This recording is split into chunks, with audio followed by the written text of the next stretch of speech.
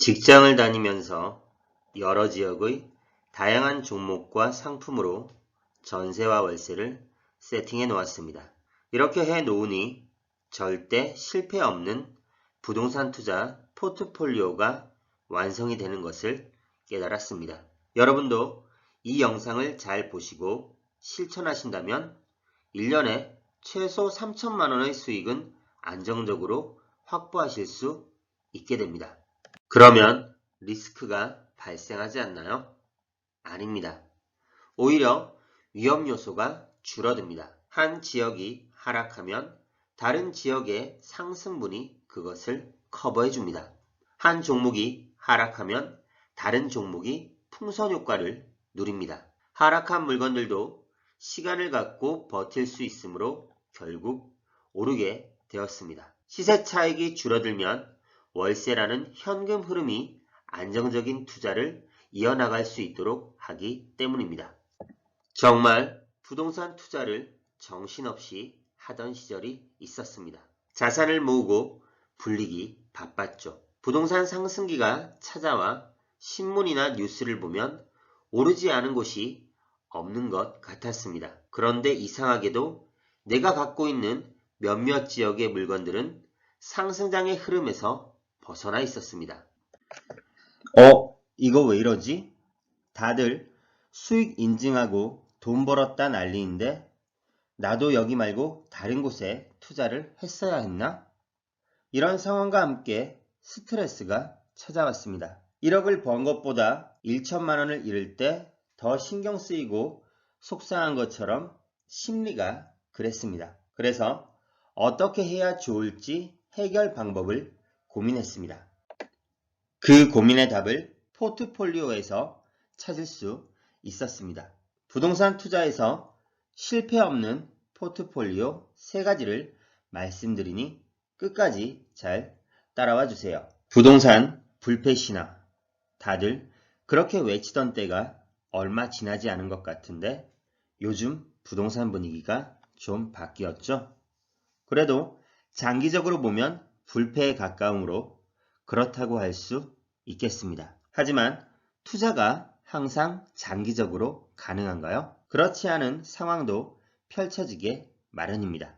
본인 상황과 여건에 따라서 단기적으로 가져갈 수밖에 없기도 합니다. 따라서 짧게 보면 부침이 있으므로 항상 불패라는 말은 맞지 않습니다. 게다가 여러 변수가 존재하고 부동산 시장은 계속 변하기 때문입니다.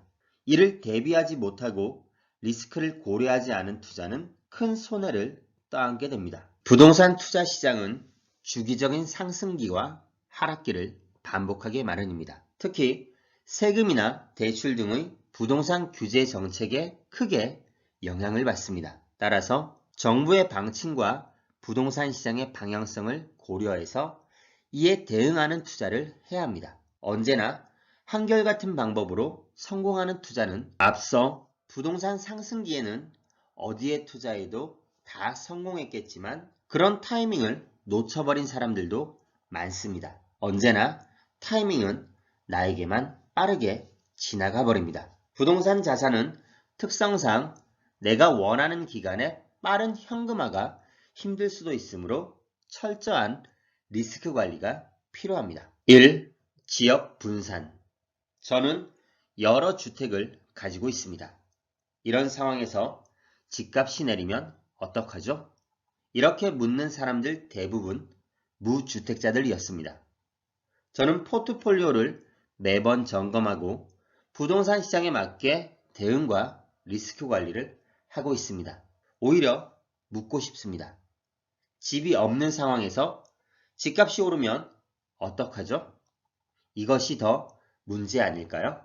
저 이외에도 다주택자들은 대부분 매매를 많이 하게 됩니다.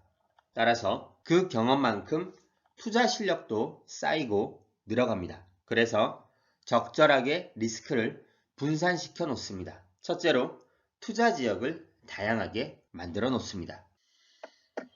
물건이 많아지면 수도권과 지방 물건의 밸런스를 유지해야 합니다. 조정 대상 지역과 비규제 지역의 물건도 부동산 규제에 맞게 가져가야 합니다. 지역별로 부동산 사이클에 따라 상승과 하락하는 시점이 있기 마련입니다. 그리고 부동산 규제에 따라 상승과 하락을 하기도 하며 풍선 효과도 발생합니다. 서울 수도권이 하락한다면 지방도 같이 하락할까요? 물론 비슷하게 움직이는 지역도 있겠지만 다른 양상을 보이는 곳도 있게 됩니다. 왜 이런 차이가 날까요? 가장 큰 이유는 수요와 공급 때문입니다. 서울은 전체 인구의 반 이상이 살고 있습니다. 그만큼 수요가 많은 곳이죠. 다른 지역에서는 서울로 진입하기를 원하지만 서울에 있는 사람들은 서울을 떠날 필요가 없습니다. 가능한 자식들까지 서울에 살았으면 하고 생각합니다. 이렇게 서울과 지방의 수요 차이는 큽니다. 반면에 서울은 땅이 부족합니다. 이제 개발되지 않은 땅이 없습니다. 새로운 공급을 위해서는 낡은 건물을 허물고 새로 지어야만 합니다. 그러나 지방은 빈 땅이 많고 대지 가격도 비교적 높지 않아서 건설사들이 마음만 먹으면 공급이 가능합니다. 따라서 서울 수도권은 투자 수요는 가장 많은데 공급량은 한정되어 있습니다. 앞으로도 공급량의 차이는 점점 커질 겁니다. 서울의 공급량은 한없이 부족할 테니까요. 서울 수도권이 상승장이었던 시기에 지방은 하락장이었습니다. 또는 수도권에서 대세 하락기가 이어질 동안 지방은 상승한 지역들이 꽤 있습니다. 이렇게 전국이 같은 시기에 동일 상승과 하락의 사이클을 보이지는 않습니다. 다만 이번에 2010년 이후 10년 만에 일어난 전국적 상승 불장은 코로나19로 인한 특수 상황임을 고려해야 합니다. 이제 앞으로는 상승 하락 지역의 차이가 발생하게 됩니다. 따라서 리스크 관리를 위해 전국적으로 포트폴리오를 구성하시기 바랍니다. 한 지역만 믿고 투자하는 것은 리스크가 되어버립니다. 경매 물건 검색도 가능한 내가 사는 지역만 살펴보지 말고 전국 검색을 통해 부동산 지역을 넓혀가면 좋겠습니다.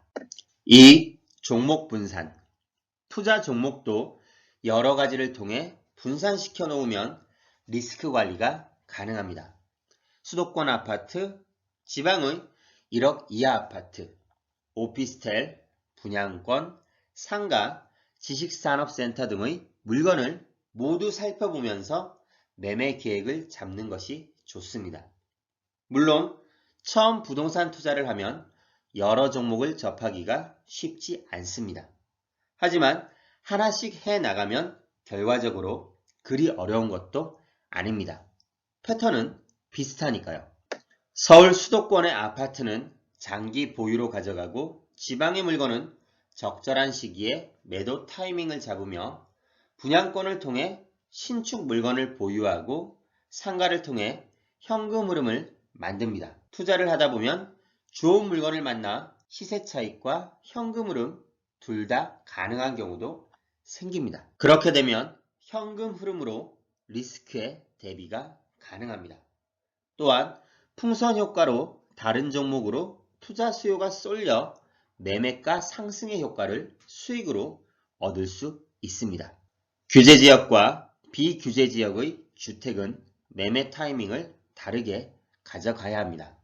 왜냐하면 세금적인 측면에서 차이가 있기 때문입니다. 조정 대상 지역에서는 다주택자의 양도세가 기본 세율에 중과세율이 추가됩니다. 이 중과세율은 2주택자는 20%, 3주택자 이상은 30%입니다. 세금으로 내면 남는 것이 없을 정도죠. 현재 이런 규제도 점점 완화의 방향으로 가고 있으므로 추이를 잘 지켜봐야겠습니다. 참고로 비조정 지역은 공시가격이 3억 이하라면 소득세법상 양도세 중과를 받지 않습니다. 세팅을 해놓고 2년 후에는 기본세율로 매도가 가능한 것입니다.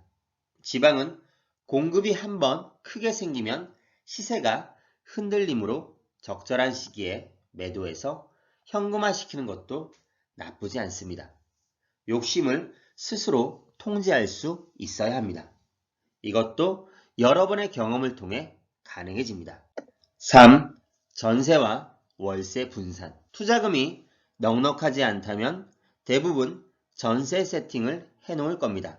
바로 갭 투자죠. 하지만 하락 시기에는 현금 흐름이 필요합니다. 따라서 월세 세팅도 만들어 놓아야 합니다.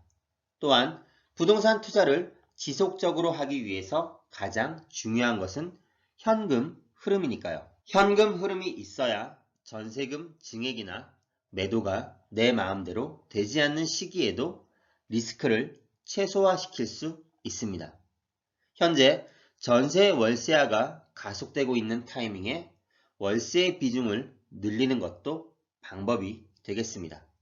준월세, 준전세 등으로 적절하게 세팅을 하시기 바랍니다. 제가 생각하는 기준은 현재 직장인이라면 받고 있는 월급 정도의 월세 세팅을 해 놓으면 어느 정도 리스크 관리와 지속 가능한 부동산 투자의 준비가 되었다고 생각합니다. 이처럼 지역, 종목, 수익 방법의 분산으로 다양하게 포트폴리오를 구성해 보기 바랍니다. 그러면 조금씩 달라지는 투자 사이클에 따라 꾸준하게 수익을 유지할 수 있는 구조가 만들어지게 됩니다. 그래야 마음 편한 투자도 가능합니다. 이런 부분에 신경을 써서 부동산 투자를 해 나간다면 1년에 최소 3천만 원의 수익은 충분히 얻을 수 있습니다. 제가 그래왔고 지금도 시세 차익과 적절한 매도를 통해서 그리고 현금 흐름까지 수익을 뽑아내고 있습니다. 부동산 시장의 흐름에 따라 유연하게 대처 및 대응하는 자세도 이를 통해 키워나갈 수 있습니다. 그럼 오늘도 성투하세요. 감사합니다.